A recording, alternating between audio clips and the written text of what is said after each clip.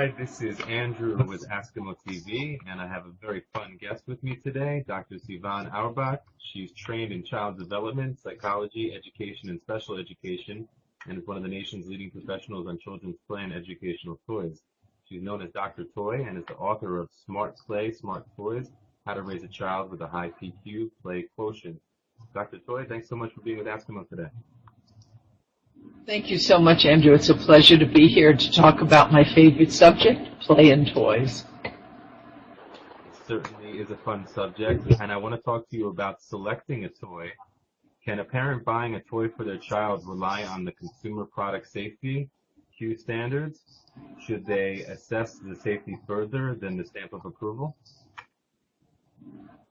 Well, I'm glad you asked me about toy safety because that's a very primary and important question. And toys, of course, are safe and are well tested and are durable and made of high quality.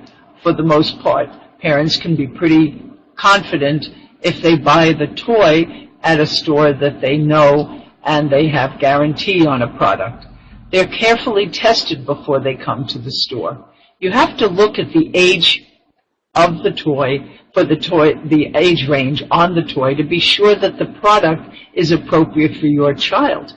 You don't want to introduce a product for children over 5 years old for a child under the age of 3.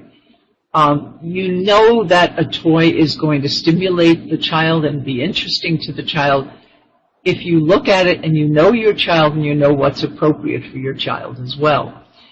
You want to be sure that the parts that are supposed to be with the toy are all included. You also want to be very careful with children under the age of 3 that they don't put not only a small toy into their mouths that's not safe, but there are little objects that are around the house that they can pick up that they can have accidents with too, because children under the age of 3 like to put things in their mouth and taste it. You also want to check playthings carefully to make sure nothing's broken. You want to rotate the toys so they don't get boring and somehow not get used. And you also want to keep toys clean for children under the age of 3, again, because they put things into their mouth. So not only do you want to follow the safety rules, but you want to make your home safe and a place in the playground and in school where children are safe also. To what extent should an educational toy also be fun? Well, toys should be fun, but educational toys are also fun because children are interested in learning and they want to learn more about the world around them. They want to learn facts and information, and there are many wonderful toys that help them to gain skills and help them to learn new information. Toys should never be boring, and for the most part, every toy that I've ever looked at, and I've looked at thousands and thousands of toys, there's nothing really boring in the marketplace. Everything can be fun and interesting. Puppets, teddy bears, dolls, all kinds of toys that are fun for children. And any time the child plays, they're going to learn something new. You can even learn something from playing with a cardboard box and creating something new. So it isn't only toys that are important for play, but it's using materials that are around the child also that can be fun to learn new skills with. You don't have to buy everything. You can make things too. What are some of the more important factors when buying a toy for a child? Well, what's most important is the interaction of the parent and the child, the teacher with the children in the classroom, that make learning fun and interesting. When young children play housekeeping, they're learning a lot of social responsibilities and learning to imitate what they see around them. When children play, they are learning all the time. So when you are looking for a toy, you think about the child, what their interests are, what their abilities are, and find a toy that matches what they're ready for at this time. So if they are ready to pour Water, you might get a little container that can pour water. Or they're getting ready to learn how to build something. You get a construction set. Understanding your child, understanding what they're ready for is the way to figure things out in terms of what the steps are. And that's what I cover in my book, Smart Play, Smart Toys. I'm really interested in helping parents to understand each developmental period, from baby to older children, and how to play with the child at each age and what toys best fit for each age. And we cover that also on our website.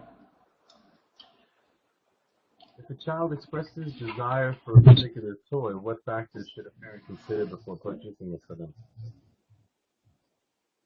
Well, I first of all recommend that a parent take the child with them to the toy store. It's a great experience for children to see many different types of toys, and for the parent to notice which types of toys the child gravitates towards, what they're interested in, what they spend time with, what they're curious about, and then create a wish list so that they have a chance to write their wish list and make this kind of a gift list. So if the grandma or grandpa want to buy a toy, they have some suggestions that come from the child really making a selection of what they really want.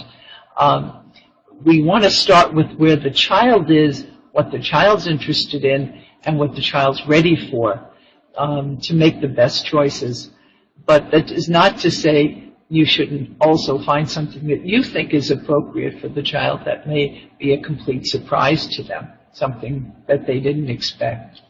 So buying a gift for a child is a great experience for everybody who is in the family or friends who want to buy something for the child. But having the child's wish list is a good choice to have in the beginning. It's a good guide. And to be sure that the toy is affordable and something that's going to last for a while, because you don't want to buy something that's not going to have long-lasting qualities. How important is it to ensure that a toy is age appropriate? Well, when you are looking at any product, I mentioned looking at the box and looking at the age range. That gives you a guide for the range, 3 to 5, 5 to 7, over 10. Children are ready at different ages for different types of skills and experiences. Some children are more advanced and they're ready to use something at an earlier age, and they're ready to be challenged. So they have an opportunity to try out many different things when they are playing. Children are always fascinated by something that's new and different and something they've never experienced before. And then there should be some toys that can play for the whole family, games that can be played by the whole family, or a puzzle that can be used by more than one child. Children need to be ready for the play experiences, for the particular toy, and they also need to be able to be challenged. And that's part of the whole play experience, being challenged and having a chance to try out something new. Dr. Toy, thank you so much for talking with Askimo TV about how parents can select the toy. Thank you. Thank you.